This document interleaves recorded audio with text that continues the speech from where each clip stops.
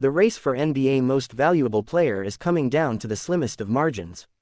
And, despite massive performances from players like Bucks forward Giannis Antetokounmpo, this continues to be a two-man race between Nikola Jokic of the Nuggets and Shai Gilgeous-Alexander of the Thunder. Both players have legitimate, if different, arguments to support their case. Gilgeous-Alexander has been consistent and steady and is just as valuable on defense as he is with his scoring. Jokic has been a dominant offensive force in the paint and continues to be one of the game's best passers, at any position. All of this is leading up to what could be the closest MVP race since 2004-05, when Suns guard Steve Nash topped Heat center Shaquille O'Neal by 34 points. USA Today's NBA MVP power rankings, stats and team records before Tuesday's games. Jason Tatum has solidified himself as one of the league's best players, and he's headed for his 5th consecutive All-NBA selection. He's been in and out of the lineup recently protecting a sprained left ankle, and the Celtics have the luxury of letting that heal with the number 2 seed secured in the Eastern Conference. He plays on a loaded roster that relies on a certain style, so his stats are tempered compared to what they could be if he were on another team. Still, Tatum averages 26.9 points, 8.7 rebounds, 6.0 assists and 1.1 steals, and there aren't many players in the league who deliver that game-by-game point for. Timberwolves guard Anthony Edwards. Anthony Edwards, who has missed just 3 games this season, averages 27.4 points, 5.7 rebounds, 4.6 assists and 1.1 steals and shoots 44.6% from the field, 39.7% on three-pointers and 83.5% on free throws. Those are career highs in scoring and three-point percentage, plus his effective field goal percentage, .545, which takes into account made 2s and 3s.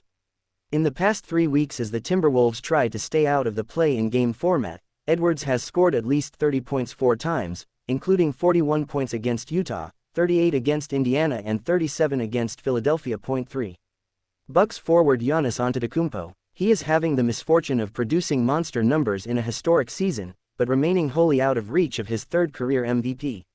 With Damian Lillard's continued absence, deep vein thrombosis, Antetokounmpo has taken on an even bigger load offensively, both as a scorer and distributor. His 35-point, 17-rebound, 20-assist triple-double Thursday against the 76ers was the first time in NBA history that a player recorded that stat line. Yet, in the face of the consistent greatness Jokic and Gilgeous-Alexander have shown, Antetokounmpo remains a distant third. 2. Nuggets center Nikola Jokic. You could make a sound argument that Jokic has had the better week individually, with 2 triple-doubles, including a 61-point effort April 1st, in his past 3 games. In fact, it marked the highest scoring triple-double in league history. The issue is that Denver has hit a rough patch and is on a 4-game losing streak, though Jokic sat out last Wednesday's loss against the Spurs.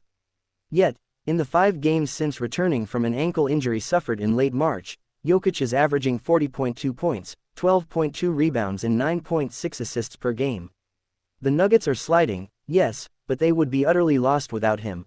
For the team with the best record in the NBA, Gilgeous-Alexander is the Thunder's best player, leading the league in scoring at 32.6 points per game, career high, while also averaging 6.4 assists, career high, 5.0 rebounds, 1.7 steals and 1.0 blocks while shooting 51.9% from the field, 37.1% on threes and 90% on free throws. Having the best season of his career, Gilgeous-Alexander is a two-way performer, helping the Thunder to the number 3 offense, number 1 defense and no. 1. Overall net rating.